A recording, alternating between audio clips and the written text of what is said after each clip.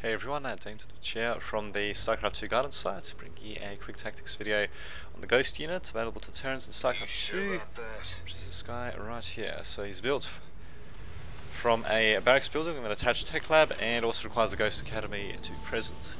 So the upgrades available at the Ghost Academy are the personal cloaking, which allows them to cloak, and also the Mobius reactor, which increases their starting energy, which is pretty good for new ghosts that you create afterwards.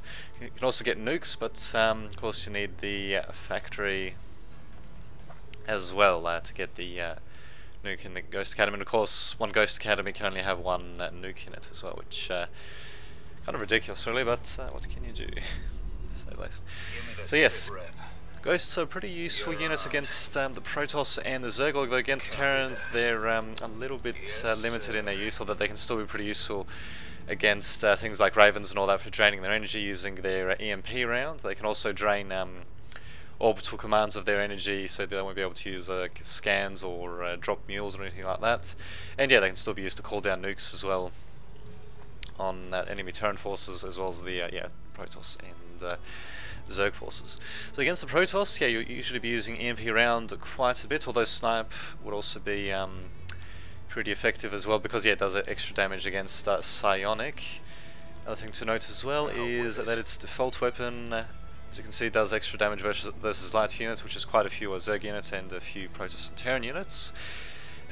Snipe, you can only use it against biological units, but that's basically all of the Zerg armies, so that makes them pretty effective against them, and they actually slightly outrange the Broodlord even, so they can even be used as a counter to that, which is interesting given that the Broodlord's meant to be a siege unit, and what can you do? They're also pretty useful against things like, I'm on it. There we go, against things like infestors and all that as well. So let's have a look. Just use it a couple of times here. So yeah, so you can see they're starting to be pretty effective indeed, to say the least.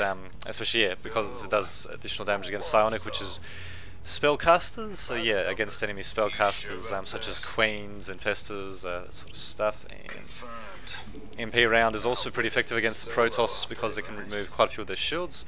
It's pretty effective against the Immortals, for example, because yeah, you can remove all their shields in one single hit. And it's trying to run away, eh? Not bad. And just use it one more time. And yeah, also pretty good against the Archon. You can manage to remove quite a few of their shields at once. Although yeah, as you can see, the Ghost really excels when it has supporting forces. Usually wouldn't want to use them on their own unless if you got the cloak ability research, in which case yeah, they're pretty good. Really. In which case yeah, they're pretty good when you're sneaking them into enemy bases to use the nuclear strike ability.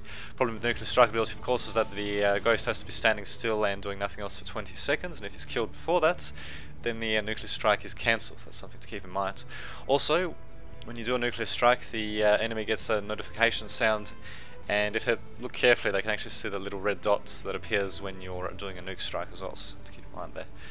Yes, Ghost overall, not such a shabby little unit, again, especially against the Zerg and Protoss. They've certainly got their uses, especially if they're provided, or rather if they're used as a supporting force to your more conventional forces, or if they're used in more covert operations behind enemy lines with their cloak ability.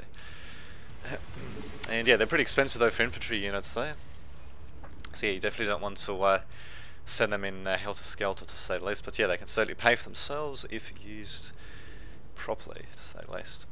So yes, check out the StarCraft 2 Guidance site for more information about the Terrans, and until next time, this has been Dame to the Vid, signing off.